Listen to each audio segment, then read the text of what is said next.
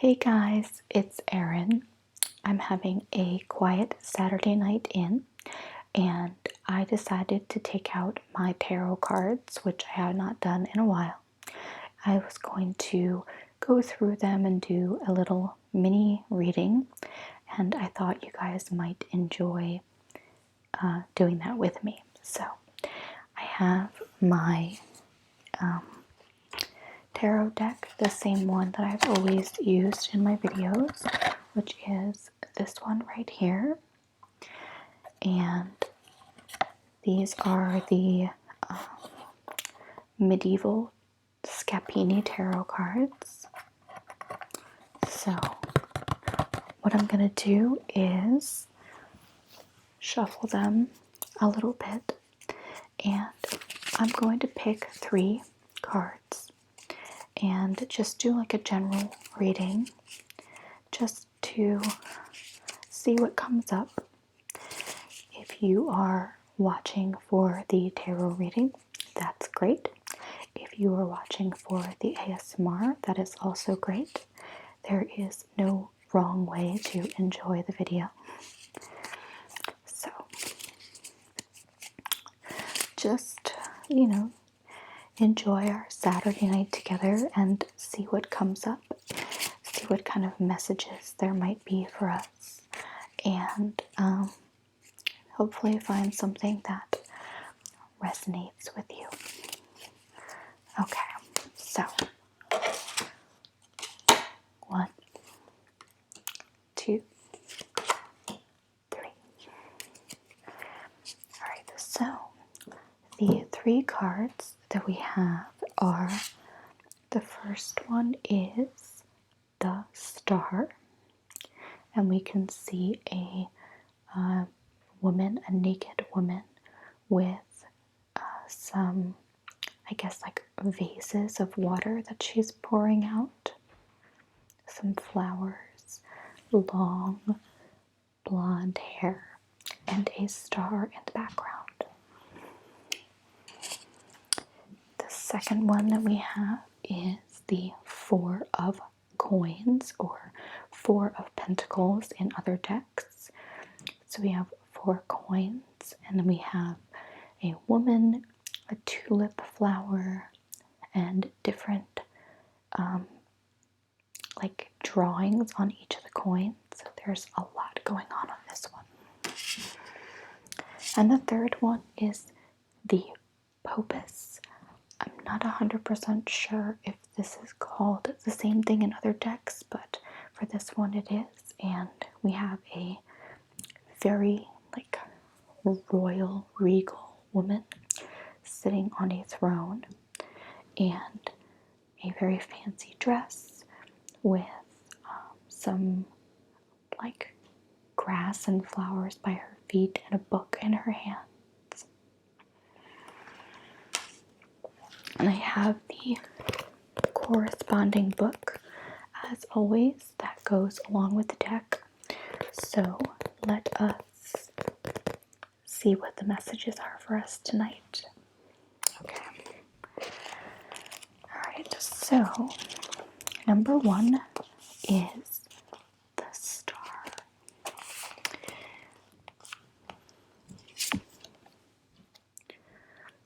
The Star is the card of hope. It brings a sense of optimism and tells us to have faith, safe in the knowledge that better times are ahead of us. The Star can bring healing after illness. Its beautiful aspect means it's always a welcome sign in any situation. It provides faith and tells us to have belief in ourselves. Our plans show promise. Success is attainable by the light of the Star. In relationships, it can show the healing of rifts, harmonious living conditions, and hope for the future. A new relationship aspected with this card would tend to show harmony and a good future. For those who have been hurt in love, the Star provides the confidence to leave the past behind and find love again, knowing that better things are destined. Well, I don't know that there's a better card than that. This is definitely a beautiful, positive, and optimistic card. The star is certainly something that guides us. It guides us home. It guides us to safety. And following it is a promise of getting where you need to go or where you want to go. So it seems like everything from health, love, any kind of relationships, living conditions, all of that stuff.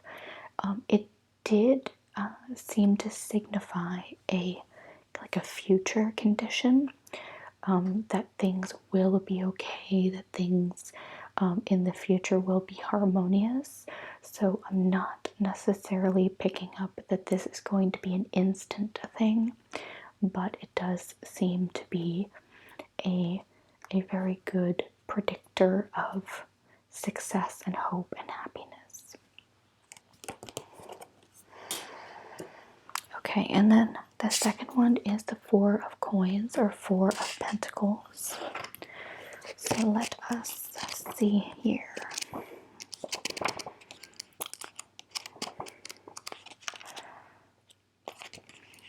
Okay.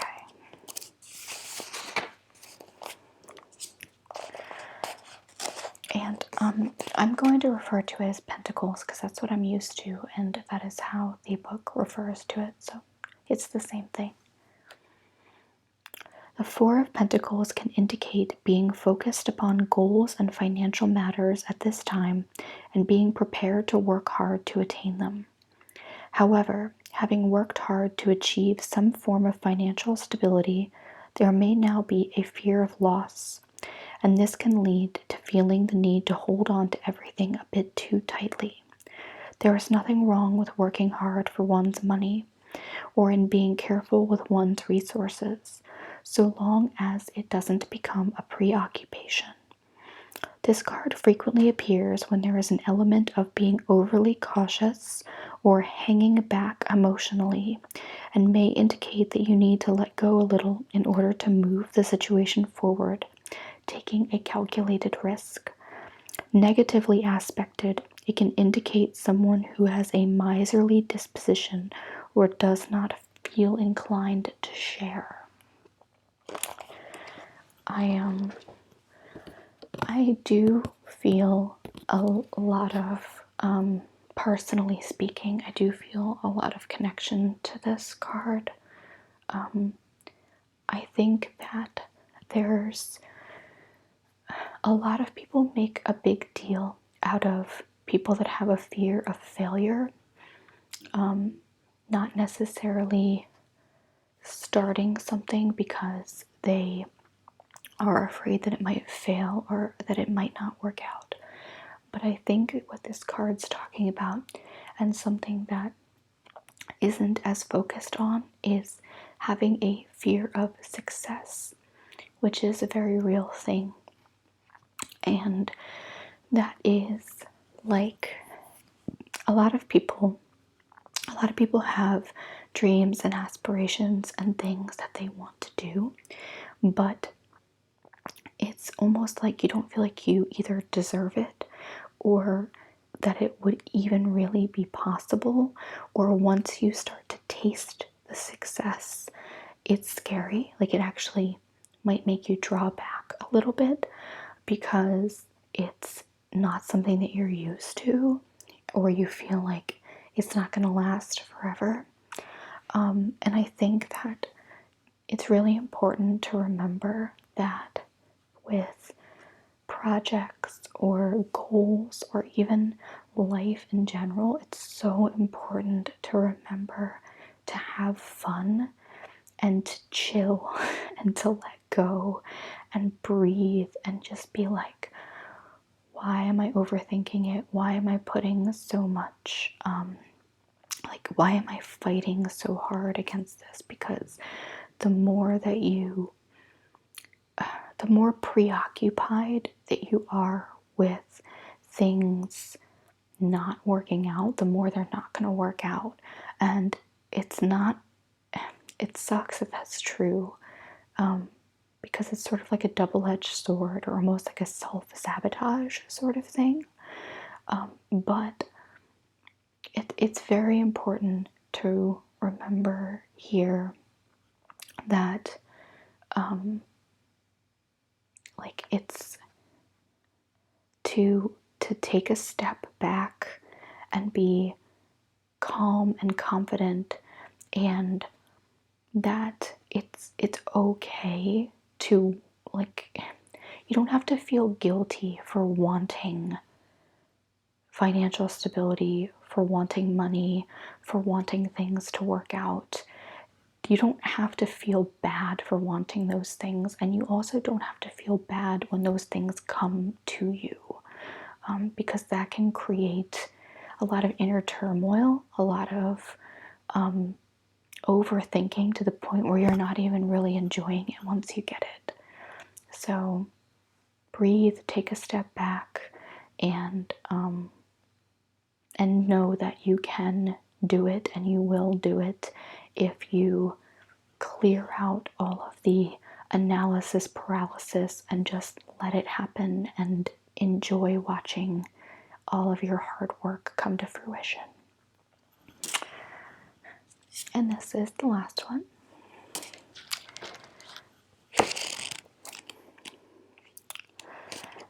And we have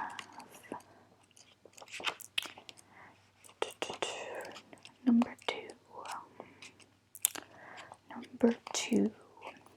So this card, again, it was referred to as the Popus in this medieval deck. It is also called the High Priestess in some of the other ones. So we're going to refer to that here. The High Priestess represents mysteries and secrets, and so indicates that there is more depth to some matter than you have seen so far. With the right cards, it could show a secret becoming known to you that would be to your benefit. At this time, you need to follow your intuition and trust your instincts. The High Priestess also carries the message of potential as yet unexplored, or perhaps unfulfilled. Look at the situation again, as you may have missed something previously. The influence of this card is feminine in nature, relating to the psyche, and so represents spirituality and esoteric matters, wisdom, and the desire for knowledge and learning.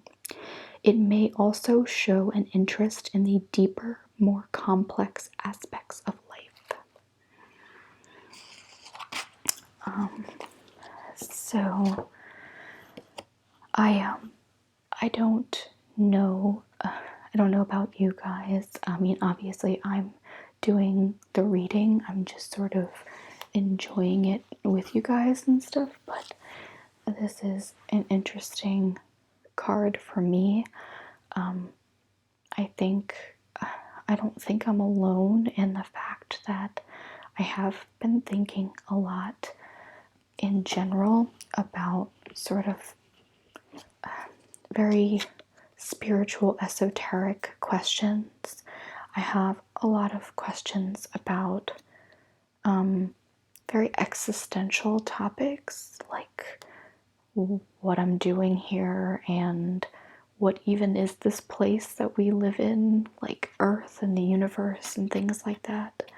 So I won't get into too much of that here because it's such a weird thought process, but I'm picking up with this, especially with the time that we have going on right now, like all the global stuff going on, that I'm not the only one that has these types of questions.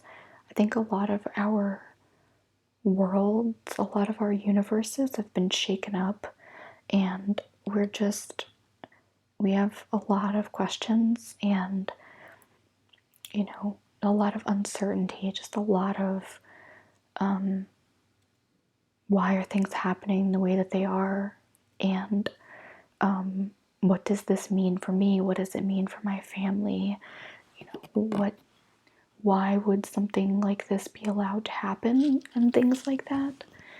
And I think really the most important thing to remember is just, again, I think these two cards together, well, I think all three of them together really, but I think that what I'm picking up here from our overall reading is how much overthinking about like the aspect of overthinking about all of life's crazy questions, that you're not really living if you're preoccupied with that kind of stuff.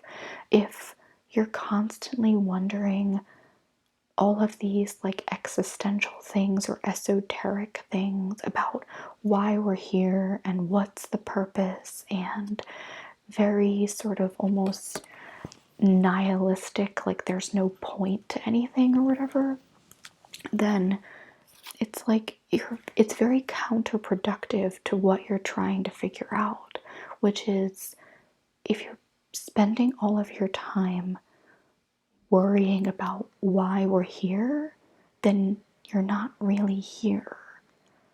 And that's, I think, a very profound but important lesson, which is the questions, the wondering, the secrets, the mystique of all of this stuff. It's taking you away from the here and now and the present and the time that you do have. So if you're someone who, and listen, I'm the same way, so I hear you, but if you're the kind of person, especially during these times,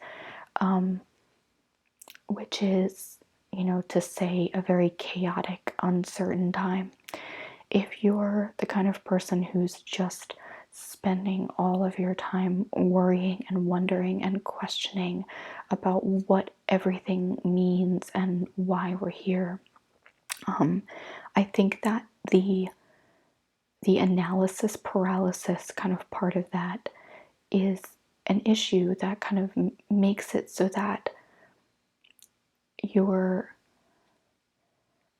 answering your own question by tying up your brain with all of the questions about why we're actually here instead of actually being here. There is a quote, actually, I have my phone here, bear with me for a second, but there's a book that I read recently and that just brought that up in my mind, about, it's called The Obstacle is the Way by Ryan Holiday. And I read it. It was an audiobook. I didn't like read it, but it was an audiobook, and it was, I read it in particular because I was having a lot of those types of questions, and I was very sort of preoccupied with why are we here and what's the point, and you know, just very confused, like just having a lot of issues with sort of almost like what's the point of being here, like. And so I have it in my Instagram, hold on, and there was a great quote from there, and it was, I wish I could, there we go, okay, so it's called The Obstacle is the Way, the Timeless Art of Turning Trials into Triumph, and it says, it doesn't matter whether this is the worst time to be alive or the best, whether you're in a good job market or a bad one, or that the obstacles you face are intimidating or burdensome. What matters is that right now is right now. So I hope that that helps you in some way. And the last thing I'll do is just pull one of these, something to marinate on. And I'm just going to take the first one I get. And that one is Let It Go. Of course it is, because why wouldn't we have the most obvious one that ties in with all the other ones? That always happens every time I do this. It's like miraculously like perfect, like everything falls into place. So if you haven't seen these cards before, what it does is it has like a theme on the front and then a description on the back of something to sort of like think about or marinate on, like a mindfulness practice. So this one says, we're always carrying something. Sometimes it's the idea that we should be a certain way, or a memory of when a close friend let us down, or our view of how everyone around us should behave. Well, holding views and opinions is not intrinsically bad. Each one weighs us down in its own way, limiting what we can do and how we can be. Spend a few minutes reflecting on a particular burden you're carrying and play with what it might be like to let it go. Then let it go. So I really like the idea of first kind of asking yourself the question, like, what would it look like to let it go? Or what would it be like if I let it go? And then sort of playing around with that idea, like, well, if I let it go, then I wouldn't be walking on eggshells. Or, well, if I were to, forgive this person, then I think I would be able to let it go, and I think I would be able to sleep a little bit better, or whatever it may be. But just if you ask yourself, what would it be like, and then you find some kind of an answer, then it's almost like we think to ourselves something isn't possible. But then if you're like, okay, but what if it was? Like, if it was, what would it look like? If I could do this, how would I do it? And a lot of times, magically, you're like, all right, well, okay, it would be difficult or it would be crazy, but I could do this, this, and this. And then you're like, wow, I didn't even think it was possible that there could be a way. But your mind finds a way if you ask it. If you ask the question, what would it look like? You might find a way forward that you didn't have before. So I hope that any of this resonated and helped and things like that.